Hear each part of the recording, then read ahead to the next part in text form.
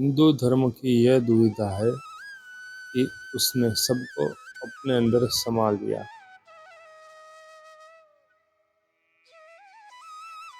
परंतु अपने अंदर छिपे हुए छद्म हिंदुओं को, छद्म सनातनियों को बाहर निकाल नहीं पाया।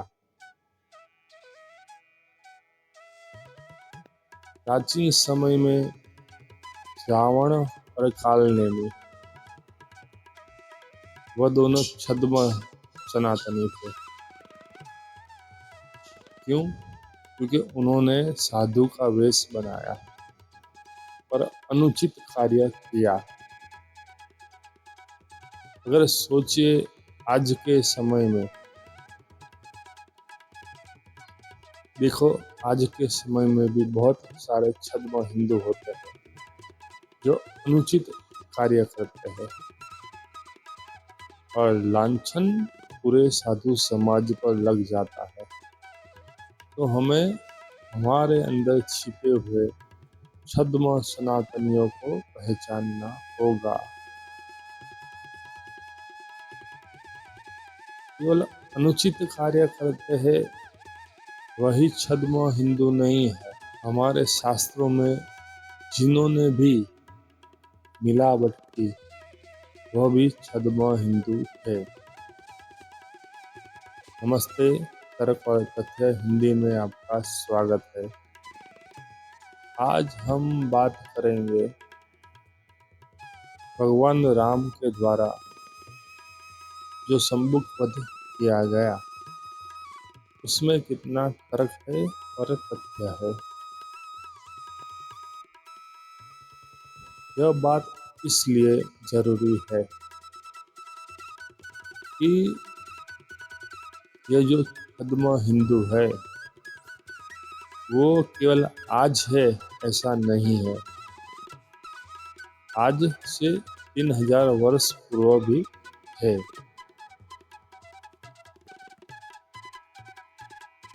जब संसार का आरंभ हुआ तब धर्म का कोई नाम नहीं था, धर्म को धर्म ही कहते थे।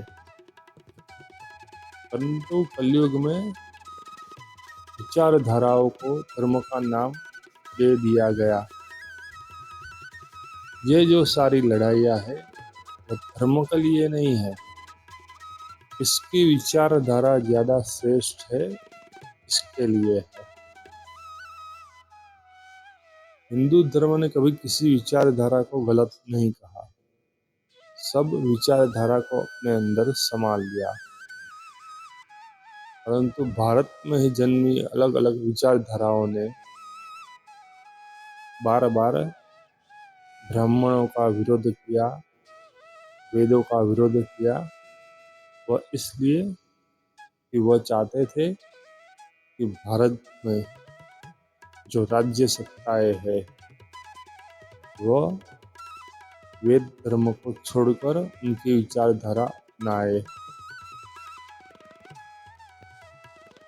क्योंकि विचारधारा भी सत्ता प्राप्त करने का एक साधन हो सकता है। तो इस साधन का प्रयोग कैसे करें? पहले तो हिंदू धर्म की विचारधारा में मिलावट उत्पन्न करो, यह उनकी रणनीति थी। इसलिए उन्होंने कुछ अपने लोग, जिन्हें उन्होंने छद्म हिंदू बनाया और हिंदू शास्त्रों में, वेद पुराण में मिलावट करवाई, क्योंकि पहले लिखा नहीं जाता था,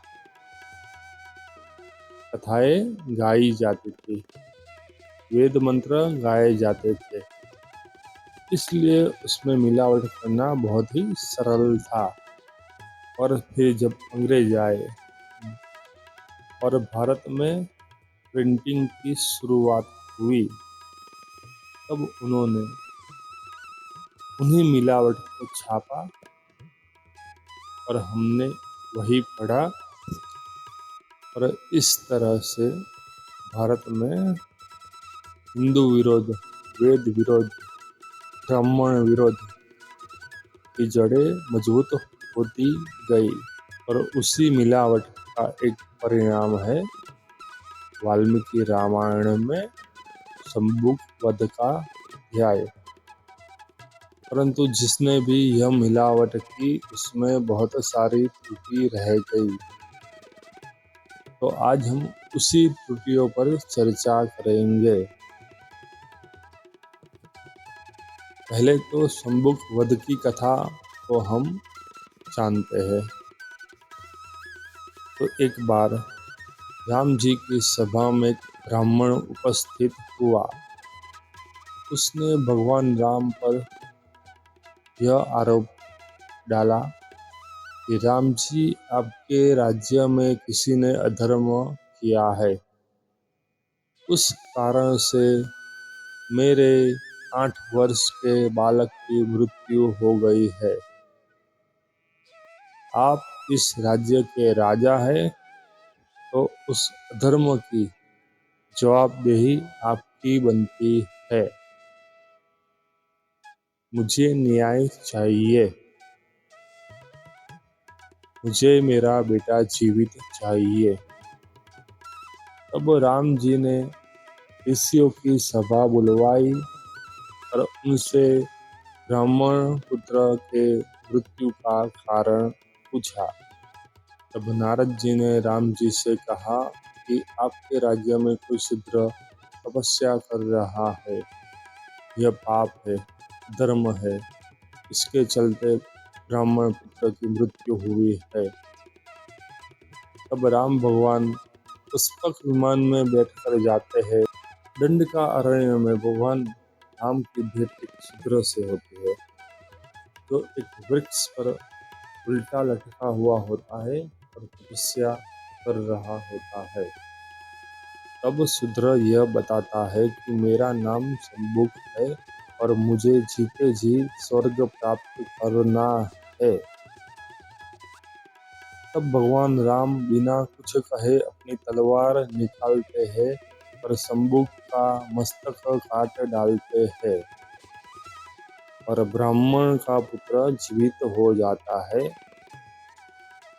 तो यह थी पूरी कथा। तो इस कथा में क्या त्रुटियां है, उसकी चर्चा अब हम करेंगे। तो हमारा मुद्दा पहला तो यह है कि ब्राह्मणों के लिए तपस्या निषिद्ध थी। ये बिल्कुल ही गलत बात है। तपस्या कोई भी कर सकता था।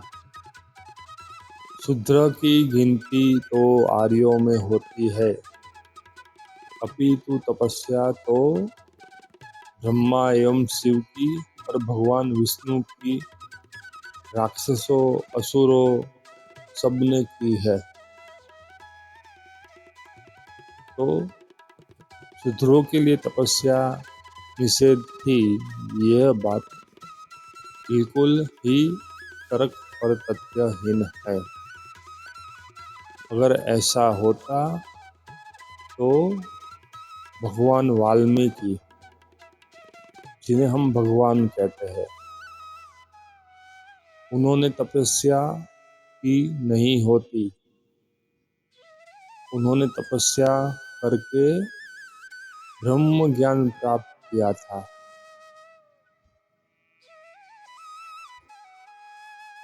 सबरी ने भी तपस्या नहीं की होती। सबरी एक भील थी। भगवान राम के मित्र निषाद राज, जिन्हें भगवान राम बड़े ही प्रेम से अपने साथ रखते हैं, गले लगाते हैं। भगवान राम मर्यादा पुरुषोत्तम थे। वह शंभुक वध जैसा मर्यादाहीन कार्य नहीं कर सकते थे। यह उनके चरित्र के विरुद्ध की बात है।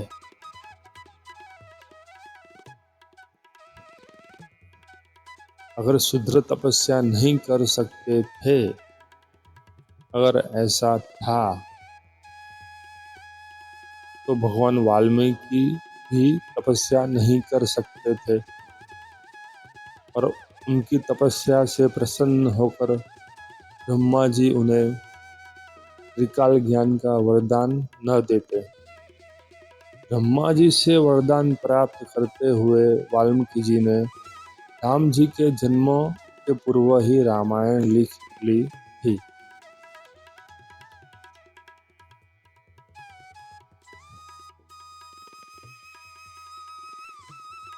दूसरा मुद्दा, कथा में क्या उल्लेख है कि राम भगवान शंबुक वध के लिए पुष्पक विमान पर बैठकर निकले थे।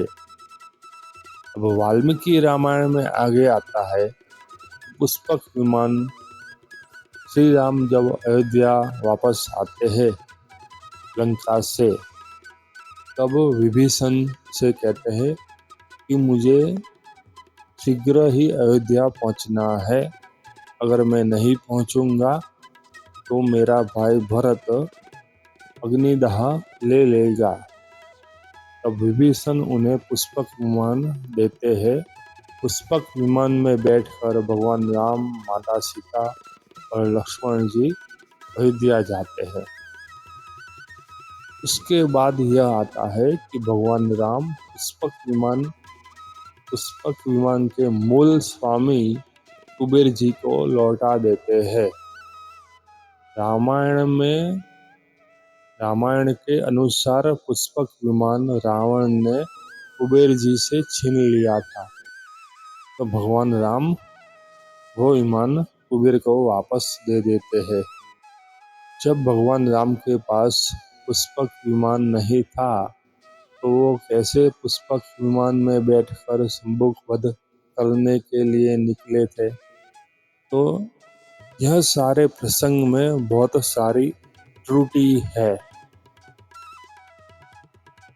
और सबसे बड़ी बात, यह प्रसंग उत्तर कांड में आता है, जिस कांड में भगवान राम के द्वारा सीता जी का त्याग बताया गया है और यह शंबुक वध बताया गया है।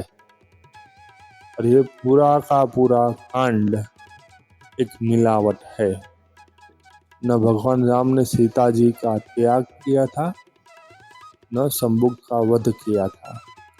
तो मित्रों, यह वीडियो यहाँ ही समाप्त करते हैं। आपको ये वीडियो कैसा लगा हमें कमेंट में ज़रूर बताइए। हमारे चैनल को सब्सक्राइब कीजिए, वीडियो को शेयर कीजिए। धन्यवाद।